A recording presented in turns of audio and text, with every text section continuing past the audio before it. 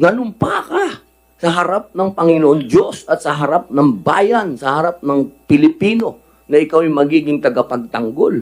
Hindi ba po dapat, mahal na tagapangulo, ito na po ang panahon upang tayo ay makapagbigay ng tamang usapin patungkol sa death penalty? Ito po ba ay hindi pa panahon para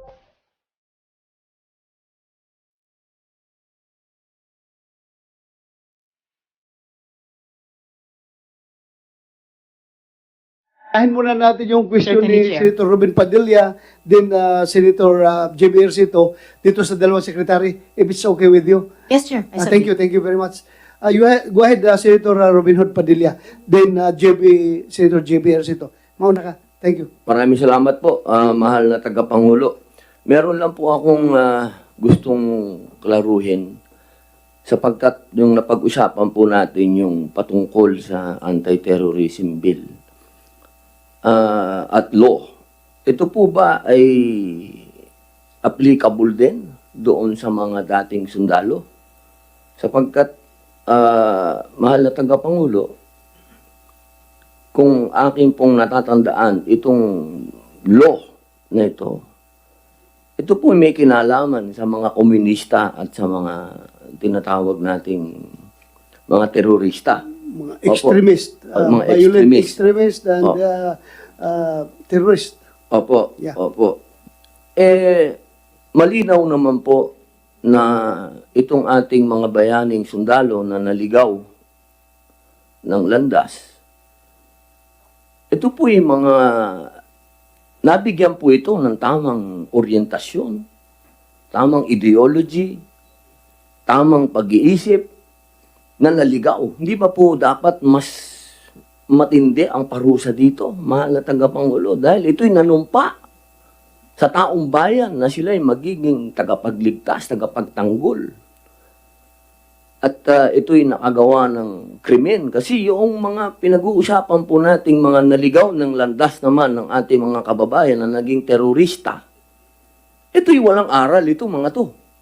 Ito'y talagang nadoktrinahan ng masamang ideology, maling ideology, malayong-malayo doon sa nanumpa.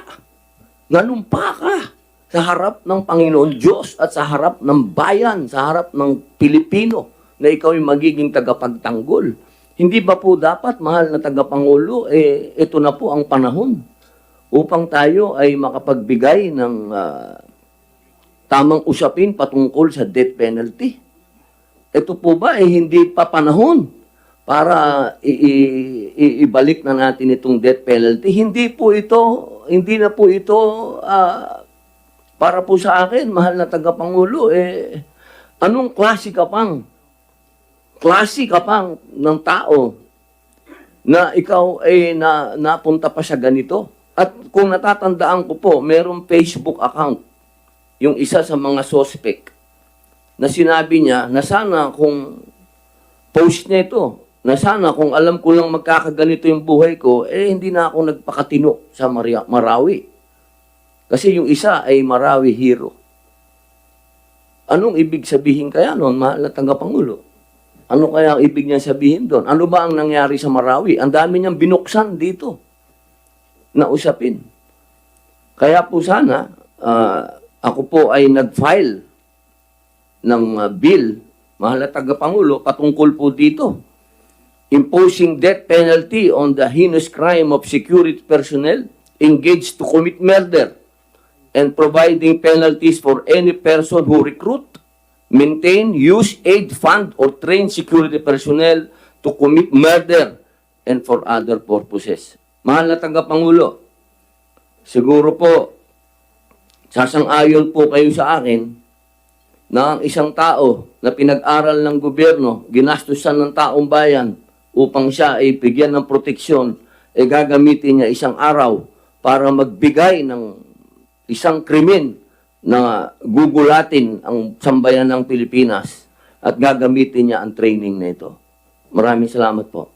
Thank you, Senator Robin Hood Padilla. I fully agree with you na bibigyan ng mas mabigat na anong Tagalog ng penalty? parusa yung ganyang klase mga tao. Just like isang pulis na na-involve sa drug trafficking. Di ba? Ang trabaho ng pulis ay ihinto ang problema ng droga, pero ginamit niya yung kanyang pwesto, lalong-lalo na sa isang anti-drug unit, yung pagka-assign niya dyan, para palakihin ang problema ng droga through drug trafficking. So dapat sa akin dyan, times 2 o times 3 ang kasalanan ng tao na yan compared doon sa isang ordinaryong civilian. Ganon din sa iyo, yung sinite mo ngayon, na isang sundalo, tinrain ng gusto ng ating gobyerno, binigyan ng special skills, napakagaling bumaril, napakagaling lumaban, tapos yung kanyang kagalingan na yan sa pagbaril at pakipaglaban ay ginamit doon sa mga inosenteng civilian. So tama po yung policy direction mo na binabanggit, I am with you. Kung magpapile ka ng measure towards that direction, you can expect my full cooperation. I will support you with that. Maasahan mo po, Senator Robin Padilla. Maraming salamat po, mahal na tagapangulo. Mabuhay po kayo. Yes, Senator JB Ejercito, you have the floor. Secretary Boying Remulla, Secretary Menor Abalos have more important matters to attend to. Sa PNP ko sana ito mamaya tatanungin at gigisahin because I received disturbing information, Mr. Chair, that during the early part of the investigation, that nung nagsaserve ng, papaserve na ng warrant, ang task force at ang DOJ and other investigating body, there are officers in the region and the provincial office of the PNP that refused. Or sabi pa nga nila, parang baliwala naman yung mga warrant na yan eh. Gusto ko na i-confirm kung totoo to because we have to look into this for the institution of reforms for the PNP. Nakakabahala ito. Ibig sabihin, na-compromise na talaga ang ilang opisyales ng ating kapulisan doon sa region at sa probinsya. Anybody can answer? Gusto ko lang ma-confirm ito kay Secretary Boy Remulla or kay Secretary Benhur Abalos. Yeah, you have the floor, Secretary Abalos. Yes, Mr. Chairman. Sa totoo lang po, no, pagkatapos pong mangyari nito ay I think it's two cities, no, Bayawan and Santa Catalina. Talagang yung pong mga kapulisyahan ay pinaretrain po namin, no. Just so para alam nyo, it will take a lot of time na para magkaroon ka ng tremendous influence, no. Sa bagay, ito'y nasa hearing pa ngayon, no. Tayo nag-iimbestiga. Just so lang na habang nangyayari lahat ito, maging maayos, ma-retrain lang yung mga tao ito, mawala yung mga kuro-kuro tungkol dito. Hindi ko naman sinasabi na sila po'y na-influence or what, no. Para lang po talaga mawala yung mga haka-hakang ganon, no. May mga naririnig din akong ganyan na Senator JB, may mga ganyang mga sumbong at nandito si Mayora ngayon, siguro mamaya pwede niya pong sagutin ito, no. Itong hakbangin namin ay ginawa para lang talagang matukoy po ito, no. Pero hindi ko po at ayoko po mag-judge sa ating mga kapulisan dahil alam mo ang ating kapulisan ay talagang mga bayani po iyan eh, no. May ilan lang yan, ilan lang yung mga ano po diyan. No? So yun po ang ginawa po namin. Salamat po. Thank you, Secretary Abalos. It is very, very nakakadismaya kung ma-confirm yung informasyon na yan. Paano na lang yung ating sinasabi sa PNP to enforce the law without fear or favor. Di ba? Dapat wala kayong kinatakutan dyan. I-confirm man niyo to or i-deny, hindi maiwasan sa isip ng mga tao na kung ganun kalaking politician, ganun ka-powerful, at ganun kinatatakutan, na talagang somehow, kayo being local police, ay nakakaroon ng takot, baka matanggal kayo dyan, mapag-initan kayo.